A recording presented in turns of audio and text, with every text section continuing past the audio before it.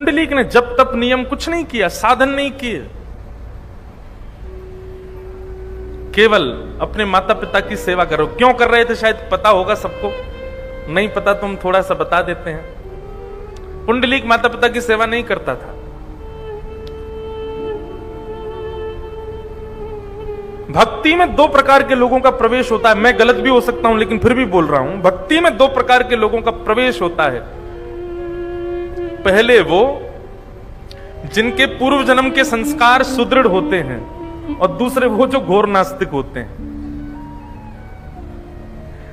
भक्ति में ये दो ही लोग प्रवेश करते हैं। या तो पूर्व जन्म के संस्कार सुदृढ़ हैं तो भक्ति में प्रवेश हो जाएगा, किसी किसी को सिखाना नहीं पड़ता, अपने आप उसमें भक्ति आ जाती है, अपने आप उसको प्रेम आ जाता है, अपने आप उसके अंदर भाव आ जाते हैं। और किसी किसी को लाख सिखाओ फिर भी नहीं सीखता, लेकिन एक घटना उसके जीवन में ऐसी घटेगी कि पूरा जीवन परिवर्तित, और वो ऐसा भक्त बनता है ठाकुर जी का, पुंडलीक जैसा।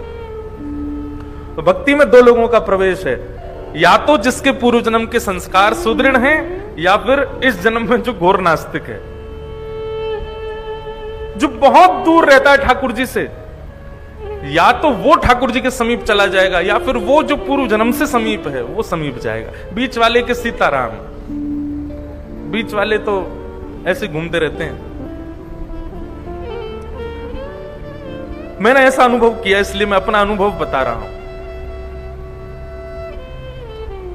कई लोगों को ऐसा देखा है, वो कथा भागवत कराने वालों का मजाक उड़ाते रहते, कथा करने वालों का मजाक उड़ाते रहते हैं, और उनके जीवन में ऐसी कोई घटना घट जाती है, सबसे आगे आसन लगा के बैठते हैं फिर कथा में। क्यों भाई, अब क्या हुआ? नहीं, मेरी आंखें खुल गई, अब तो बस यही मेरी ठौर है। तो पुंडलीक तो भगवान तो बहुत दूर की बात, माता पिता कोई कुछ नहीं मानता था। एक दिन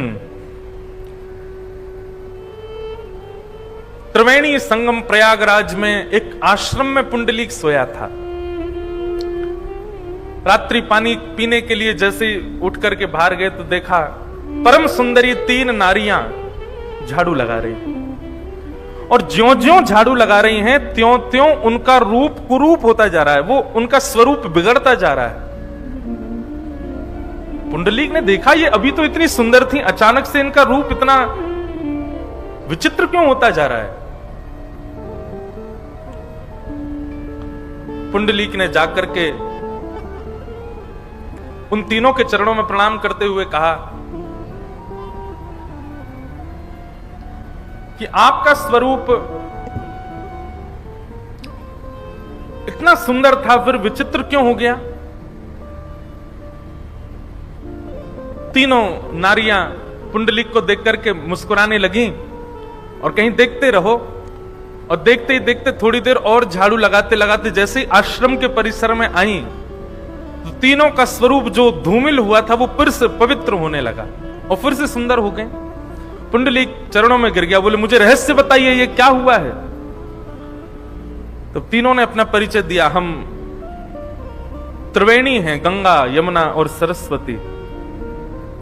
संसार के लोग पूरे दिन हम में स्नान करते हैं, अपने पाप हम में ही छोड़ जाते हैं, उनके पाप को हम धारण करती हैं, इसलिए हमारा रूप कुरूप हो जाता है। तो तुमने जो हमारा कुरूप देखा वो संसार के पाप थे हमारे ऊपर, लेकिन जैसे ही आश्रम परिसर में आकर के हमने झाड़ू लगाना प्रारंभ किया, यहाँ रहने वाले भजनानंदी संत, यहाँ रहने वाले तप करने वाले संतों की चरण रज जब हमारे मस्तिष्क पर लगी, हमारे अंग पर लगी, तो फिर से हमारे सारे पाप नष्ट हो गए और हम पवित्र हो गए। ये हमारा नित्य का क्रम है। हम नित्य रात्रि में आश्रमों में जाकर के झाड़ू लगाती हैं, और दिन भर के जितने पाप हमारे ऊपर संसार के लोग चढ़ा जाते हैं सब नष्ट कर देते हैं। पुंडलीक बोला, संत चरण रज में इतनी सामर्थ्य है? बोले हाँ। पुंडलीक बोला, तो मुझे क्या करना चाहिए? मैंने भी शायद जीवन में बहुत पाप किए हैं, उन पापों से निवृत्त होने के लिए मुझे भी आश्रमों में जाकर के संतों की चरण रज को सोहनी करनी चाहिए। त्रिवेणी ने कहा, यदि संभव हो तो संतों की चरण रज की सोहनी करो। श्री गुरु चरण सरोज रज निज मन मुकुर सुधार, वरनौ रघुवर विमल यश जोदायक फल चार। श्री गुरु के चरणार बिंदों की रज, संत महापुरुषों के चरणों की रज में बहुत सामर्थ्य है पुंडलीक। यदि संभव हो तो संतों की चरण रज की सेवा करे, और संभव नहीं है तो घर में विराजमान माता पिता को ही सर्वस्व मान करके, लक्ष्मी नारायण मान करके यदि नित्य उनकी चरण रज ही माथे से लगा ले, तो माता पिता के चरणों में प्रणाम करने से, उनकी चरण रज माथे से लगाने से, संतों को प्रणाम करने से भी अधिक फल प्राप्त हो जाता है। बस उसी दिन पुंडलीक का जो स्वभाव था, जो विचार था, जो बुद्धि थी, सब परिवर्तित हो गए।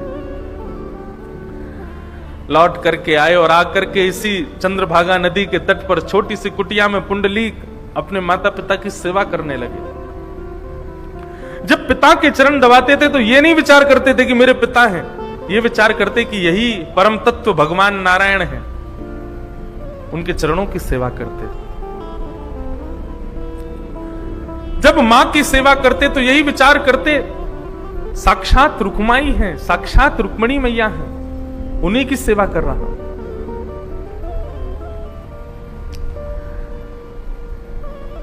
साक्षात नारायण और साक्षात लक्ष्मी महालक्ष्मी का रूप माता पिता को मान करके सेवा करने लगे। पुंडलीक की उस भक्ति से अत्यंत प्रसन्न श्री द्वारिकाधीश पंढरपुर में आकर के विराजमान हो गए। बोलो विठ्ठल भगवान की। इतना सुंदर वर्णन है ठाकुर जी का, ऐसा सुंदर रूप है ठाकुर जी का। यहां पर ठाकुर जी आए तो थे पुंडलीक को दर्शन देने के लिए। भगवान के तन की इत्र की सुगंधी, जिसको लेने के लिए देवता भी तरसते हैं, उस तन की सुगंधी को जैसे ही पुंडलीक की नासिका ने ग्रहण किया, पुंडलीक अपनी नाक बंद करने लगा, अपने माता पिता के ऊपर पंखा करने लगा, कहीं ये सुगंधी मेरे माता पिता को ना आ जाए तो सुगंधी के कारण इनके नेत्र ना खुल जाएं। देखने लगा कहां से आ रही है ये सुगंधी, खिड़कियां बंद करने लगा। अब सोचो, विचार करो, साधारण इत्र की सुगंधी इतनी बढ़िया लगती, ठाकुर जी के अंग की सुगंधी आ रही है, लेकिन पुंडलीक को वो बाधा लग रही है कि मेरे माता पिता कहीं उठ नहीं जाएं इस सुगंधी से। ठाकुर जी के चरणों में विराजमान नूपुरों की ध्वनि छम छम छम आवाज कर रही है। जिन नूपुरों की ध्वनि पर शाम वेद प्रकट होते हैं, उन नूपुरों की ध्वनि पर पुंडलीक तुरंत खिड़की में जाता है, दरवाजे पर जाता है, इशारा करता है, अरे थोड़ा धीरे चलो, कौन आवाज कर रहा है ये? आपकी नूपुरों की ध्वनि से मेरे माता पिता के कहीं नेत्र ना खुल जाएं। ज्यों-ज्यों पुंडलीक ठाकुर जी के गुणों को अपनी सेवा में बाधा मान रहा है, त्यों-त्यों ठाकुर जी और प्रसन्न हो रहे हैं। लक्ष्मी जी बोली, कैसे भक्त के यहां आए हो आप? आपकी इत्र की सुगंधी इसको बाधा लगती है, आपके चरणों के नूपुरों की ध्वनि इसको बाधा लगती है नाथ। बोले, यही निष्ठा तो मुझे प्रिय लगी पुंडलीक की। दुनिया के लोग इन सब आवरणों पर रीझ जाते हैं, पर पुंडलीक की सेवा में मेरे आवरण भी उसको हटा नहीं पा रहे हैं। वो अभी भी माता पिता की सेवा में ही है। ये निष्ठा, ये प्रेम, ये लगन मुझे पुंडलीक की खींच लाई है यहां तक। द्वार पर आकर के भगवान खड़े हो गए। पुंडलीक बोला, कौन हो भैया, आप क्यों आए हो यहां पर? लक्ष्मी जी ने कहा, साक्षात त्रिलोकीनाथ, ब्रह्मांड के नायक, जगदीश्वर ईश्वर, श्री द्वारिकाधीश तुम्हारे द्वार पर आए। पुंडलीक, आओ स्वागत करो भगवान का। पुंडलीक दूर से देख के कहता है, इनको किसने बुलाया था यहाँ पे? क्यों आए हैं यहाँ पे? इनको मैंने तो नहीं बुलाया था, मैंने तो आमंत्रण नहीं दिया था, फिर क्यों चले आए? लक्ष्मी जी हाथ पकड़ के बोली, अब या तो आप चलो, नहीं तो मैं नाराज हो जाऊंगी। कैसे भक्त के आए हो आप? उसको बता दिया हमने कि भगवान आए, तब भी नहीं आ रहा है बाहर। ठाकुर जी बोले, अब तो इससे जरूर मिलके जाऊंगा मैं। इसको ये बात भी नहीं हिला रही है सेवा से कि मैं परमात्मा द्वार पर खड़ा हूं। अरे कोई ये सुन ले कि बाहर कोई एक्टर आ गया है तो अपने चार काम छोड़ के भाग जाए। ये पता चल जाए कि हमारे नगर के विधायक जी आए बाहर, अभी कोई हल्ला कर दे कि बंबई से कोई बहुत बड़ा फिल्म सितारा आया, आप कथा छोड़ के भाग जाओगे, सेवा तो बहुत दूर की बात। लेकिन पुंडलीक को तो यह बता दिया कि साक्षात परमात्मा तेरे द्वार पर आए हैं, स्वयं लक्ष्मी बता रही हैं। पुंडलीक कहता है इनको किसने बुलाया? मैंने तो नहीं बुलाया था, और जब मैंने नहीं बुलाया तो मैं स्वागत क्यों करूं इनका? लक्ष्मी जी नाराज हो गई, लेकिन ठाकुर जी बोले इसकी सेवा तो देखो, इसकी निष्ठा तो देखो, मेरे तन की सुगंधी इसको नहीं हिला पा रही, मेरे नूपुरों की ध्वनि से इस पर कोई असर नहीं पड़ता, मेरे स्वरूप के सौंदर्य से इसको प्रभाव नहीं हो रहा, मैं कौन हूं ये पता लगने पर भी वो अपनी सेवा नहीं छोड़ रहा है। ऐसी निष्ठा मुझे ये प्रिय है, मैं तो इससे मिलके जाऊंगा। रुक्मणी जी उदास होकर के चली गई, बोले तुम जाओ तो जाओ, हम तो इससे मिलके आएंगे। जाते जाते रुक्मणी जी कह गई पतिदेव तो मेरे ही हैं, खड़े बेचारे द्वार पर। अरे पुंडलीक, स्वागत नहीं कर सकते तो कम से कम आसन ही दे दो भगवान को। अरे घर पर आए मेहमान को कोई बैठाता तो है, आसन दे दो एक। पुंडलीक बोला कहां जाऊं आसन लेने के लिए, इतने विशाल तो ये हैं, बैठने के लिए भी बड़ा आसन चाहिए होगा इनको, कहां से लाऊं? तभी एक ईंट वहां थी, खिसका दी भी नहीं, पधराई भी नहीं, व्यवस्थित भी नहीं, कि खिसकाई है नीचे से, लीजिए, जब तक मेरी सेवा ना हो जाए प्रतीक्षा कीजिए, आसन पर बैठिए। लक्ष्मी जी ने हाथ पकड़ लिया, बोले खबरदार जो आप यहां रुके तो चलिए मेरे साथ। ठाकुर जी बोले नहीं, अब तो मैं मिलके ही जाऊंगा।